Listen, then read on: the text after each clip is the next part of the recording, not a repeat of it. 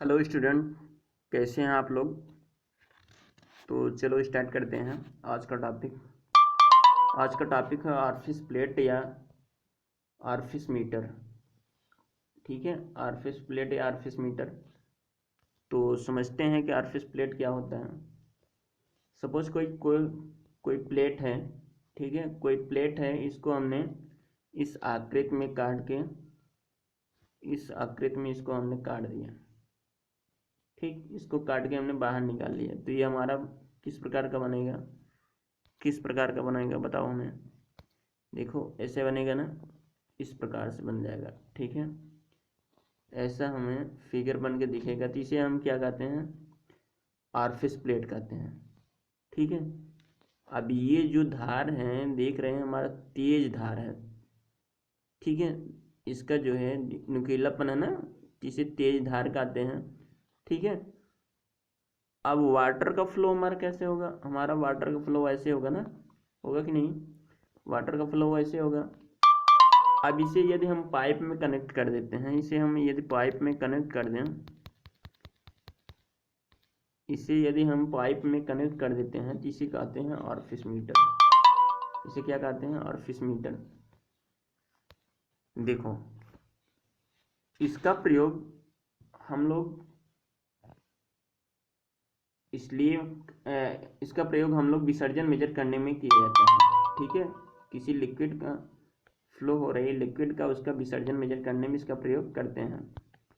ठीक है, discharge major करने में इसका प्रयोग करते हैं, बट ये एक्यूरेसी नहीं देती है। ठीक है, ये एक्यूरेसी नहीं होती है बेंचोमीटर के अपेक्षा इसकी एक्यूरेसी कम होती है। ठीक है, बेंचोमीटर की अपेक्षा इसकी एक्यूरेसी क्या होती है, कम होती है। ठीक है, लेकिन तब भी इसका प्रयोग करते हैं। क्यों? क्योंकि ये जो है इजीली इसको हम सेटअप कर सकते हैं पाइपों में, और इसकी लंबाई भी कम होती है। ठीक है, तो ये सपोज करो पाइप है, जिसमें हमने ऑरिफिस प्लेट लगा दिया। सिंपल है, आप बना भी सकते हो उसे। ठीक, तो ये ऑरिफिस प्लेट आपका बन गया, इसी को ऑरिफिस मीटर कहते हैं। ठीक है, तो अब हम बता दें आपको कि किसी पतली प्लेट में तेज किनारे वाले छेद को ऑरिफिस कहते हैं। ठीक है, तेज किनारे वाले छेद को हम क्या करते हैं, ऑरिफिस कहते हैं।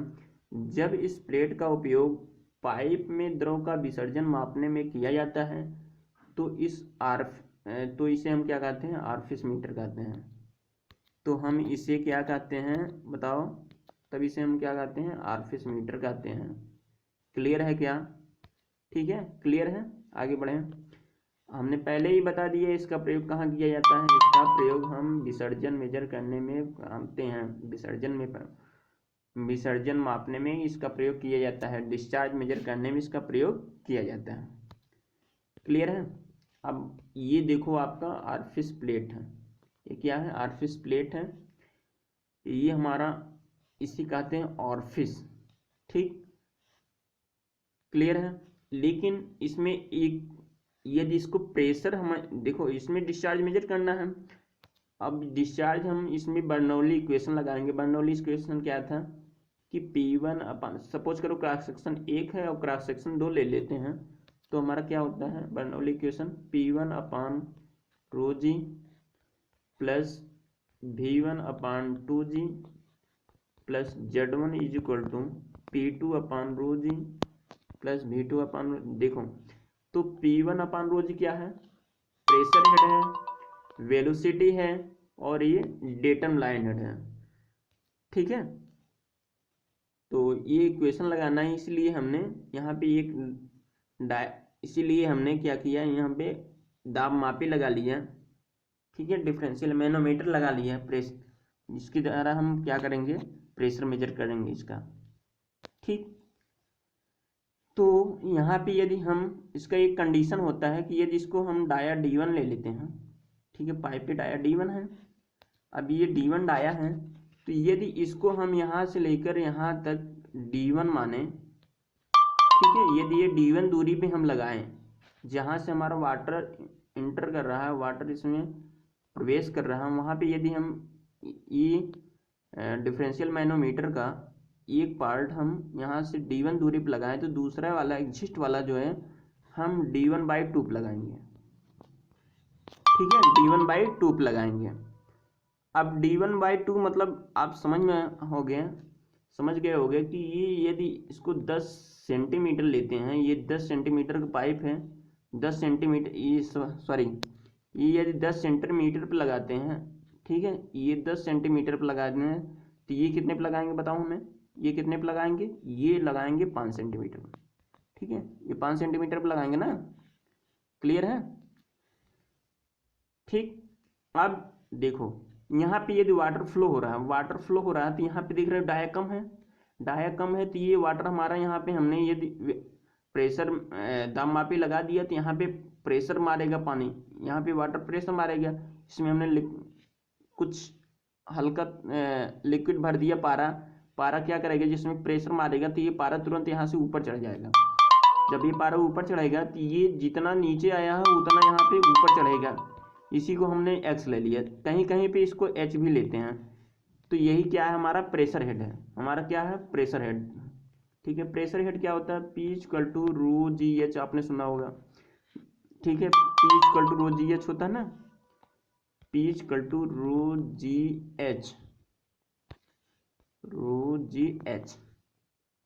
ठीक है, आया कैसे, हमने निकाला था कि ये हम समझते हैं कि W क्या होता है, W/V होता है, W/V होता है। और W बराबर mg हम ले लेते हैं, mg/V। और एक चीज आपने सुना होगा कि डेंसिटी क्या होता है, मास अपॉन वॉल्यूम। तो ये हमारा मास अपॉन वॉल्यूम क्या हुआ हमारा, बताओ, हमारा रो हो गया ना। तो ये हमारा क्या हुआ, स्मॉल w क्या आ गया हमारा, स्मॉल w क्या आ गया, ρ/g आ गया ना। आप देखो, सपोज करो ये कोई टैंक है, इसमें पानी भरा हुआ है, तो इसका प्रेशर इंटेंसिटी हम निकालेंगे तो क्या हो जाएगा, इसका प्रेशर इंटेंसिटी इक्वल टू क्या, दाब बराबर बल बटा क्षेत्रफल होता है ना।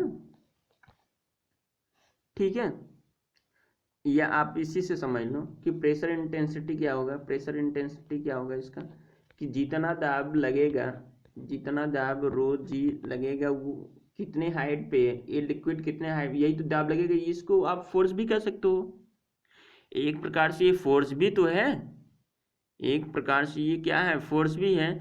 तो आप जो है कितनी हाइट तक लग रहा है, h हाइट तक लग रहा है। ठीक है, तो हम इस स्पेसिफिक वेट W हमने पता हो गया, W हमारा क्या ρg है, और ये इसमें मल्टीप्लाई करेंगे तो ये प्रेशर इंटेंसिटी निकल जाएगा। तो प्रेशर, ठीक है, तो P क्या आ गया हमारा, P आ गया ρgh आ गया ना। ठीक है, तो H क्या होगा, P/ρg आया कि नहीं, P/ρg आ गया, इसी को प्रेशर हेड कहते हैं। क्लियर है। तो चलो अपने टॉपिक पे चलते हैं। टॉपिक हमारा क्या है कि अब हमारा इसका इक्वेशन निकालना है। तो इक्वेशन में हमने बताया था वेंचुरीमीटर में कि डिस्चार्ज क्या होता है, A1 A2 अपान